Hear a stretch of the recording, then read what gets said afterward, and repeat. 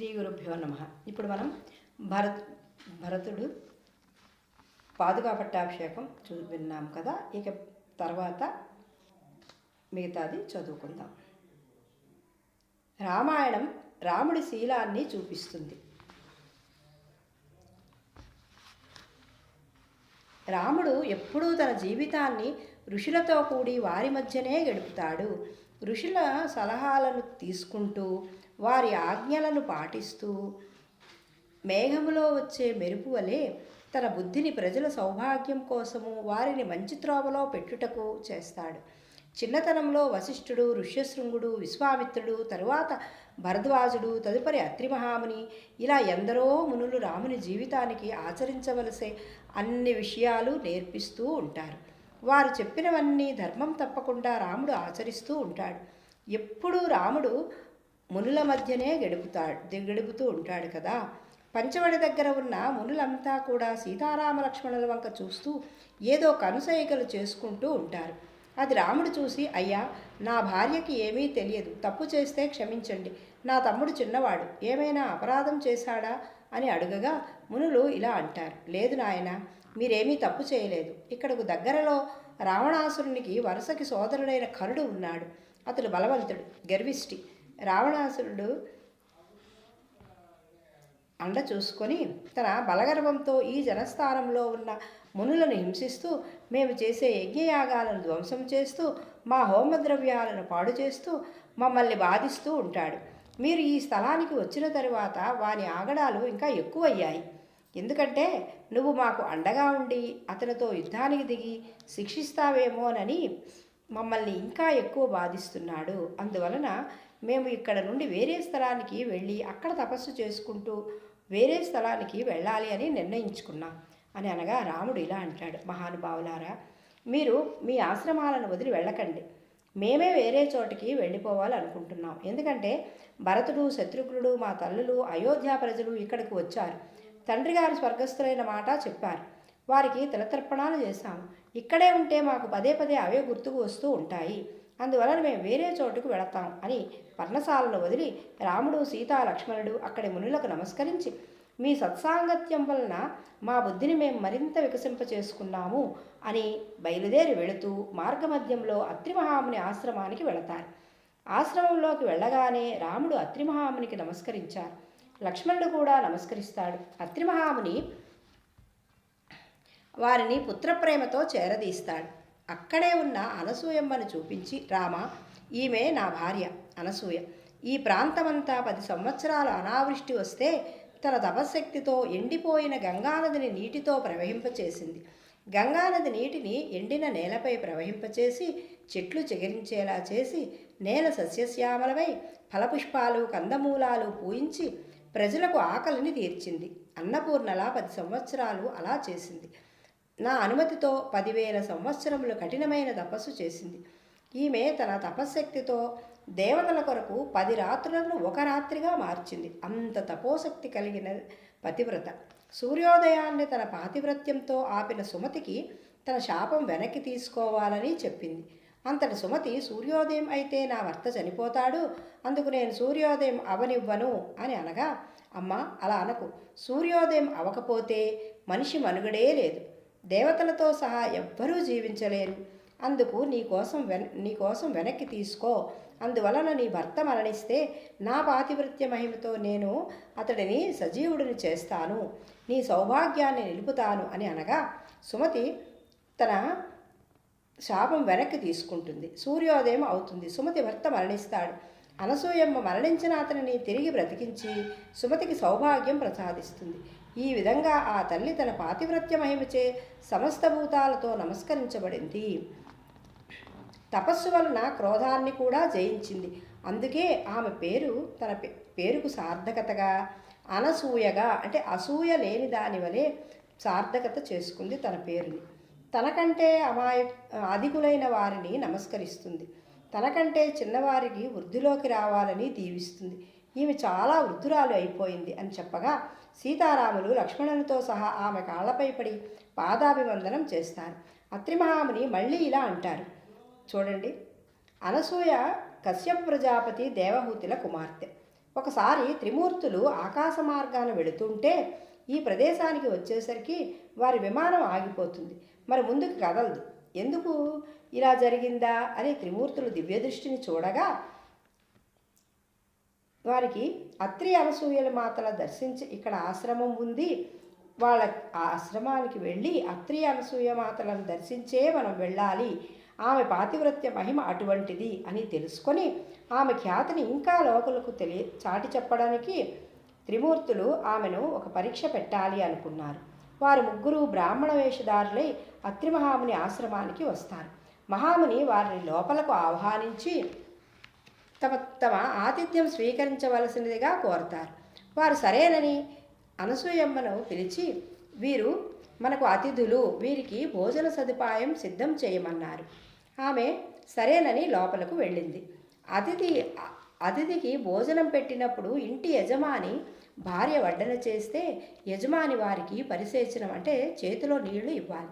ఇంతలో ఆ బ్రాహ్మణులు ముగ్గురు ఇలా అంటారు, మునివర్య, మాకు ఒక నియమం ఉన్నది, అలా చేస్తేనే మేము భోజనం చేస్తాం అని అన్నారు.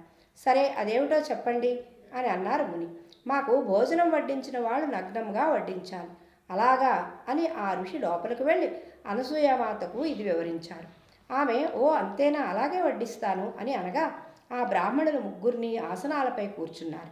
ఇంతలో అనసూయమాత వచ్చి అక్షతలు చేతిలోకి తీసుకొని వారి ముగ్గురిపై చల్లి తన పాతివ్రత్య మహిమచే వారిని చంటి పిల్లలుగా మార్చింది. అప్పుడు ఆమె నగ్నమై వచ్చి వడ్డించింది. మళ్ళీ వెళ్ళి వస్త్రాలంకృత అయి వచ్చి తిరిగి అక్షతలు తీసుకొని ఆసనాలపై ఉన్న పసిబిడ్డలపై వేసి వారిని బ్రాహ్మణులుగా మార్చింది. ఇప్పుడు భోజనం చేయండి అని చెప్పగా వారి భోజనం పూర్తి చేశారు. మరలా ఆ తల్లి వారిపై అక్షింతలు జల్లి పసిపాపలుగా మార్చి ముగ్గురిని 3 ఊయలలో వేసి ఊపింది. అది చూసిన లక్ష్మీ పార్వతి సరస్వతి అత్రి మహాముని ఆశ్రమానికి వచ్చి అనసూయమ్మ ఊయల ఊపుతున్న పసిపాపలను చూసి తమ భర్తలను తమకు ఇవ్వవలసినదిగా అడుగగా మీరే తీసుకోండి అని ఆమె అనగా వారు ఒకరి ముఖాలు ఒకరు చూసుకుంటారు. అప్పుడు అనసూయామాత మరల ఆ పసిపిల్లలపై అక్షతలు జల్లి వారిని త్రిమూర్తులుగా మారుస్తుంది. అప్పుడు త్రిమూర్తులు ఆమె పాతివ్రత్యానికి మెచ్చుకొని, అమ్మ, నీకు మేము వరం ఇస్తాం, కోరుకో అనగా మీ ముగ్గురు రూపాలు కలిసి ఒకే బాలునిగా నాకు జన్మించాలి. అతడే దత్తాత్రేయుడు. సరేనని త్రిమూర్తులు తమ తమ భార్యలతో వారి వారి లోకాలకు చేరుకుంటారు. అంతటి మహాపతివ్రత అనసూయామాత.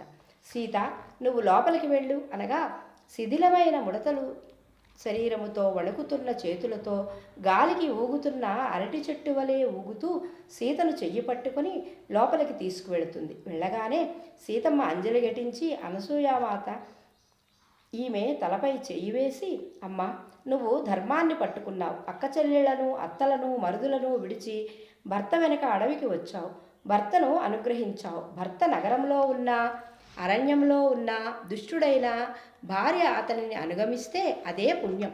కొందరు తమ శరీర అందాలకు గర్వించి భర్తను తన చెప్పు చేతలలో పెట్టుకోవాలని చూస్తారు, భర్తను శాసిస్తారు. నీవు ఎన్నడూ రామునే అనుగమించి ఉందువుగాక. సీత, నీవు పతివ్రతవై ధర్మాన్ని అనుసరించే ఉందువు. మీరు అన్యోన్య దాంపత్యంతో ఉంటారు. దాంపత్యం అంటే సీతారాములే. మీరు మీరు ఒకరి మనసును ఒకరు తెలుసుకుంటూ లోకంలో ధర్మాన్ని ఆచరించడం అవలంబిస్తారు అని చెప్పగా సీత, అమ్మ, నీవు మహాపతివ్రతవు కాబట్టి ఇలా చెప్పావు అని అంది. రాముడు జితేంద్రియుడు, దయాళువు, స్థిరమైన అనురాగం కలవాడు. స్త్రీని గౌరవించడం మన సనాతన ధర్మం. నాకు రాముని యందు అలాంటి ప్రేమ కనిపిస్తున్నది. ప్రతిఫలాన్ని ఆశించకుండా చివరి వరకు వారి అభ్యున్నతిని కోరుకునేవారు.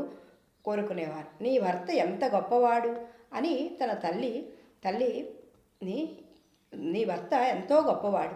తన తల్లిని ఎలా ప్రేమిస్తాడో మిగతా తల్లులను కూడా అలాగే ప్రేమిస్తాడు. తల్లిని ప్రేమించేవాడు భార్యని కూడా అంతే ప్రేమతో చూస్తాడు. ఇది సత్యం. అమ్మ, అనసూయమాత, అత్తవారి ఇంట్లో ఎలా ఉండాలో పెళ్లికి ముందు మా అమ్మ నాకు చెప్పింది. ఆడపిల్ల అత్తవారింటికి పుట్టింటికి గౌరవం తేవాలి. అత్తింటి వంశాన్ని వృద్ధి చేసి 2 వంశాలకు పేరు తేవాలి.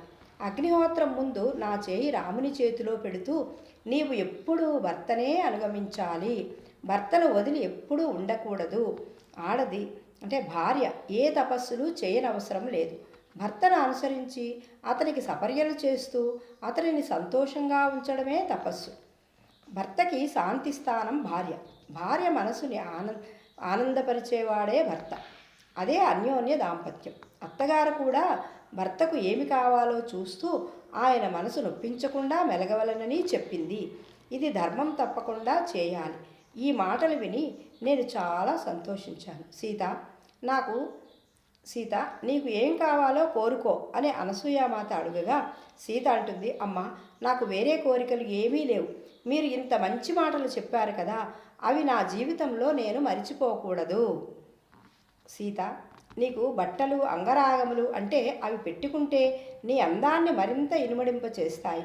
నీ శరీరానికి పూసుకుంటే ఎప్పటికీ చెరిగిపోని సువాసనలు ఇచ్చే వస్తువులు ఇవి ధరించి రాముని దగ్గరకు వెళ్ళు అని అనగా సీత అవి ధరించి అనసూయమ్మకు నమస్కరిస్తుంది. ఆమె సీతను ఆశీర్వదించి, సీత మీ కళ్యాణం గురించిన కొన్ని విషయములు నాకు చెప్పు అని అనగా సీత ఇలా చెప్తుంది. మా తండ్రి గారైన జనక మహారాజు గారు యజ్ఞం చేయడానికి భూమిని నాగలితో దున్నుతుండగా నాగేటి చాలు నుండి మట్టితో పాటు పైకి లేచిన నన్ను కుమార్తెగా భావించి ఒళ్ళో కూర్చోబెట్టుకునగా అశరీరవాణి ఇలా పలికింది, రాజా ఈమె అయోనిజ. నాగేటి చాలున నీకే దొరికింది కాబట్టి నీ కూతురే.